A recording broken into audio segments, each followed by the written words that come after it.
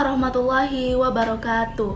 Perkenalkan, nama saya Yolananda, NIM 20071100751. Saya dari Prodi Teknik Lingkungan Fakultas Teknik Universitas Riau 2020. Baiklah, pada video kali ini saya memenuhi tugas penilaian ujian akhir semester mata kuliah Pendidikan Kewarganegaraan dengan dosen pengampu Bapak Nurdiansyah MPD. Baiklah, di sini saya akan menjelaskan materi tentang wawasan Nusantara. Yang akan saya bahas ada beberapa bagian. Yang pertama, tentang pengertian wawasan Nusantara. Yang kedua, tentang fungsi wawasan Nusantara. Yang ketiga, tentang tujuan wawasan Nusantara. Yang keempat, tentang kedudukan wawasan Nusantara. Yang kelima, tentang hakikat wawasan Nusantara. Yang keenam, tentang dasar hukum wawasan Nusantara. Yang ketujuh, tentang azas-azas wawasan Nusantara. Dan yang terakhir yaitu yang kedelapan, tentang aspek yang melatar belakangi wawasan Nusantara. Nah, yang pertama saya akan menjelaskan tentang pengertian wawasan Nusantara. Wawasan Nusantara adalah cara warga negara memandang dan gambaran sikap diri dari bentuk keberagaman daerah yang berbeda-beda yang tercantum di dalam Undang-Undang Dasar 1945 dan Pancasila dengan memprioritaskan kesatuan, kerukunan, menghargai perbedaan suku, ras, maupun agamanya masing-masing sesuai dengan keyakinan untuk mencapai tujuan bersama. Nah, selanjutnya ada wawasan Nusantara menurut beberapa pendapat.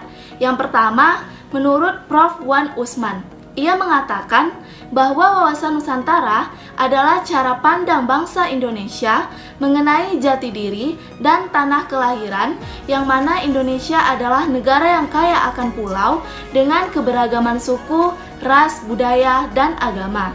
Yang kedua, menurut GBHN 1998, ia mengatakan bahwa wawasan Nusantara adalah cara pandang warga negara mengenai identitas diri dan tanah kelahirannya berdasarkan kehidupan bermasyarakat, berbangsa, dan bernegara.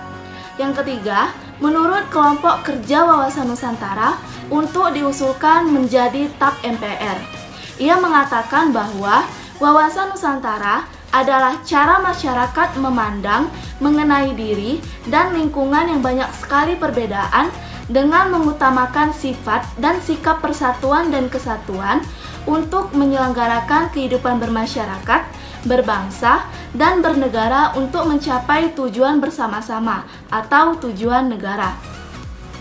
Nah, yang kedua ada fungsi wawasan Nusantara. Fungsi wawasan Nusantara adalah secara menyeluruh, yaitu sebagai pemandu, motivasi, dorongan, serta rambu-rambu atau pemandu dalam menentukan kebijaksanaan, keputusan, tindakan, dan perbuatan bagi masyarakat yang terlibat baik di daerah pusat ibu kota ataupun di daerah bagi seluruh rakyat Indonesia dalam kehidupan bermasyarakat, berbangsa, dan bernegara. Selanjutnya ada fungsi wawasan Nusantara menurut Christine St. Kansil SH MHDKK. Ia mengutarakan pendapat dalam bukunya yaitu Pendidikan Kewarganegaraan di Perguruan Tinggi. Antara lain yaitu yang pertama, membuat dan mengajarkan akan persatuan dan kesatuan negara Indonesia. Yang kedua, ilmu dasar negara yang ditopang oleh kebijakan serta cara pembangunan nasional negara Indonesia. Nah, yang selanjutnya ada fungsi wawasan Nusantara dalam beberapa pandangan. Antara lain yang pertama, fungsi wawasan Nusantara sebagai rancangan kekuatan negara dalam pembangunan pertahanan keamanan wilayah dari ancaman negara lain.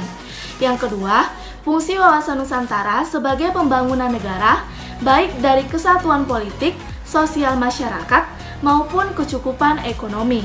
Yang ketiga, fungsi wawasan Nusantara sebagai pertahanan dan keamanan dengan memandang hubungan politik dengan teritori daerah sebagai kesatuan untuk seluruh wilayah dan kekuatan negara.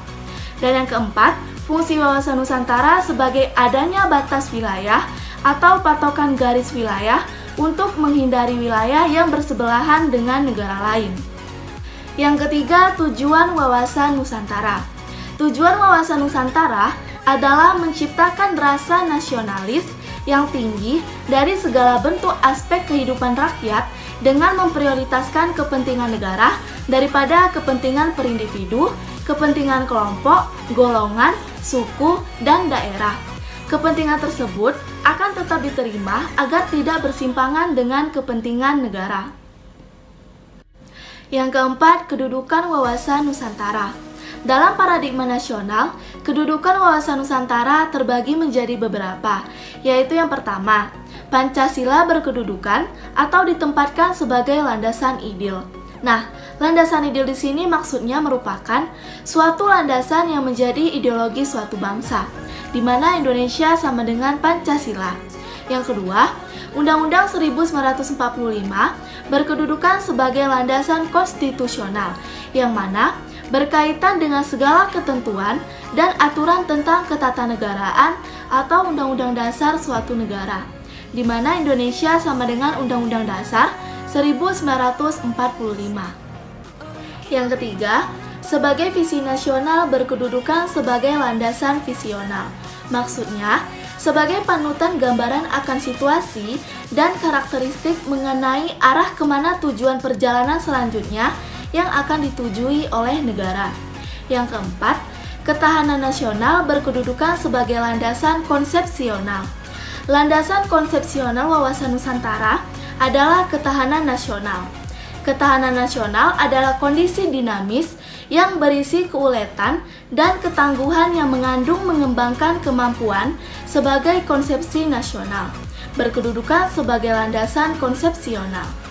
Dalam upaya mencapai cita-cita dan tujuan nasionalnya, bangsa Indonesia menghadapi berbagai ancaman, tantangan, hambatan, dan gangguan dari negara lain ataupun dari pihak lain.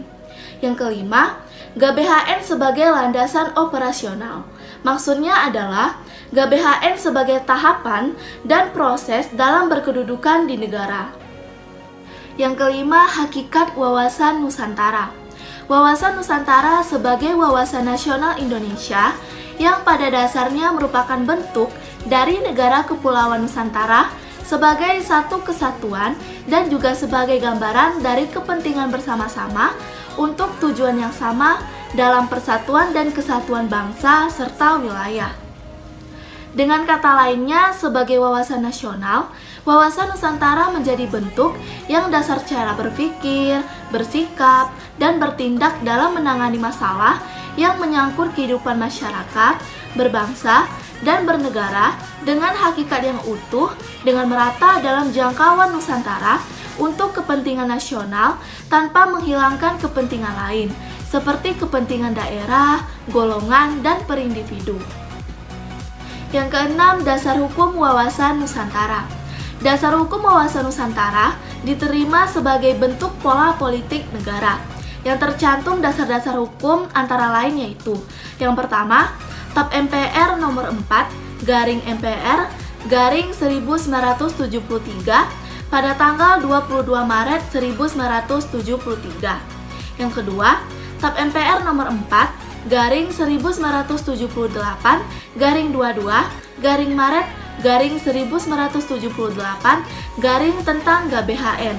Yang ketiga, TAP MPR nomor 2 garing MPR garing 1983 garing 12 garing Maret garing 1983 garing ruang lingkup tentang cakupan wawasan Nusantara dalam mencapai tujuan pembangunan nasional, kesatuan politik, kesatuan ekonomi, kesatuan sosial budaya, kesatuan pertahanan dan keamanan.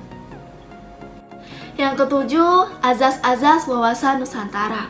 Nah, azas-azas wawasan Nusantara ini terbagi menjadi 6. Yang pertama, kepentingan atau tujuan yang sama. Maksudnya di sini adalah memiliki tujuan yang sama antar bermasyarakat, berbangsa, dan bernegara. Yang kedua, keadilan. Maksudnya, memiliki sifat yang tidak melebihkan untuk suatu pihak saja, tetapi mengedepankan sifat dan sikap merata atau yang sama untuk semua warga negara tanpa pilih kasih antar ras, suku, budaya, dan agama. Yang ketiga, kejujuran. Nah, maksudnya di sini bersifat transparan, terbuka, dan tidak ada hal yang ditutup-tutupi baik oleh pemerintah maupun rakyat. Yang keempat, solidaritas. Nah, solidaritas di sini maksudnya adalah hendaknya antar warga negara memiliki kekompakan yang kuat agar cepat dalam mewujudkan cita-cita bersama. Yang kelima, kerjasama. Maksudnya adalah antar pemerintah dan rakyat sama-sama ikut bekerja dan menyumbangkan sumbangsihnya terhadap negara secara bersama-sama untuk menciptakan cita-cita nasional. Dan yang terakhir, kesetiaan terhadap kesepakatan. Nah, maksudnya di sini adalah sikap setia atau konsisten dengan kesepakatan atau jalan yang sudah ditentukan secara musyawarah. Yang kedelapan, aspek yang melatar belakangi wawasan Nusantara terbagi menjadi 4. Yang pertama, falsafah Pancasila.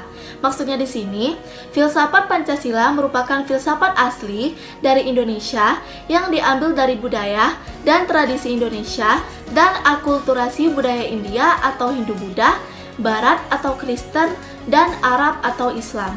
Yang kedua, aspek kewilayahan Nusantara. Nah, maksudnya adalah daerah batas wilayah negara yang terdiri dari daerah pusat ibu kota, kabupaten, kecamatan, dan desa. Yang ketiga, aspek sosial budaya. Maksudnya di sini yaitu dari segi lingkungan masyarakat yang sudah ditradisikan secara turun-temurun yang menggambarkan identitas dari negara Indonesia. Yang terakhir yaitu yang keempat, aspek sejarah. Maksudnya adalah dari segi kejadian yang sudah terjadi pada zaman dahulu yang dijadikan momentum dari cerita negara Indonesia. Baiklah, sekian penjelasan presentasi dari saya. Apabila ada kesalahan ataupun kekurangan, mohon dimaafkan. Saya akhiri dengan wassalamualaikum warahmatullahi wabarakatuh.